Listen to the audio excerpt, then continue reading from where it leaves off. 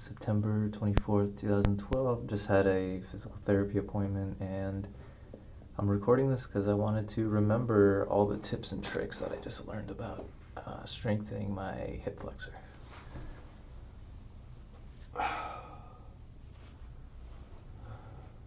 So the first exercise was thinking of your hip flexor as thinking of your pelvis as a bowl holding water. And so you can tilt your pelvis either two directions. You can tilt it, you can tilt the water towards your feet, like such.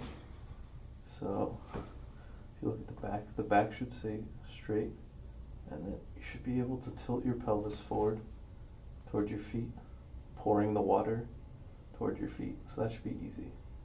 The more difficult one is tilting your pelvis where the bowl is now actually pouring towards your head, except there's three key components here. The first one is your superficial stomach muscles stay flat, stay relaxed. The ones that should tighten are your deeper stomach muscles. Next, the back should not raise off the ground when you're tilting your pelvis. And see how my stomach is actually getting flexed? That's incorrect. My stomach should be completely relaxed. My back should be on the ground, and I should be able to tilt my pelvis forward, spilling the water towards my head. So the way that I combine this with an exercise is I lift one leg here, and I tilt the bowl all the way towards my head, spilling the water towards my head, and then so that should be in a good position. So then I dip my leg, I try to maintain the bowl in the exact same position, and then I dip my leg, still maintaining the placement of the bowl as if it's pouring its water towards my head. And then my stomach is tightening. That's bad. It means I'm not using enough of my deep muscles. I should relax. Them, and then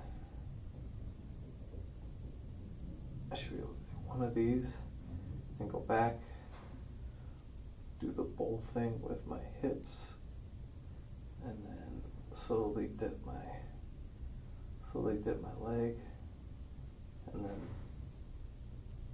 the more you dip your leg, the harder it becomes to actually hold your pelvis in that direction. The tricky thing is that you don't want these guys to be activated. You actually want your deeper stomach muscles to be activated, which is very difficult to do because the tendency is for your back to be lifted off the ground. Okay. This is exercise 1. Exercise 2 is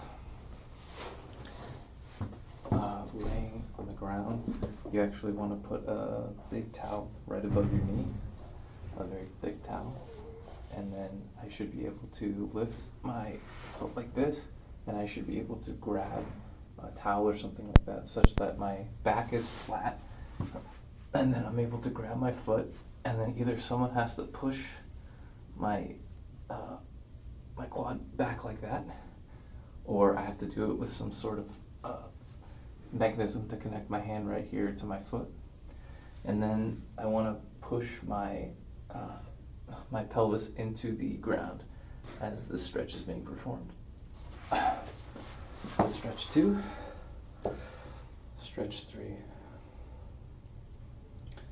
There's a third stretch that I was taught.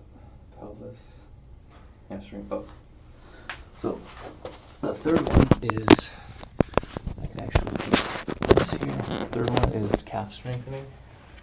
So with calf strengthening, you should be able to lift one leg up, one knee up, and then I actually want to keep my knee completely locked as I lift my calf.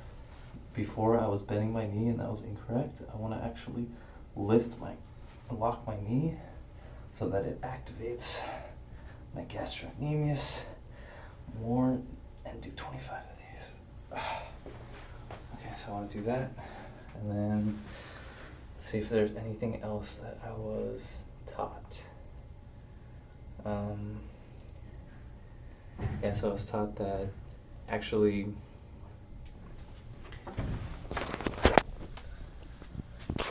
having your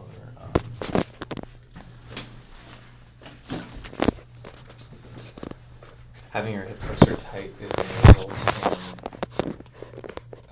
in it's actually going to pull on your back muscle, and it's going to pull up on your hips because it's connected to your back it's connected to your back, so it's going to pull your back in, and it's going to pull your quads up. So it's actually going to have a dual effect of hurting your knees, and it's going to be hurting your lower back.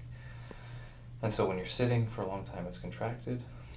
When you stand up, it's not contracted, and so the key is to get it much looser. Oh, now I remember the fourth exercise that I was showing.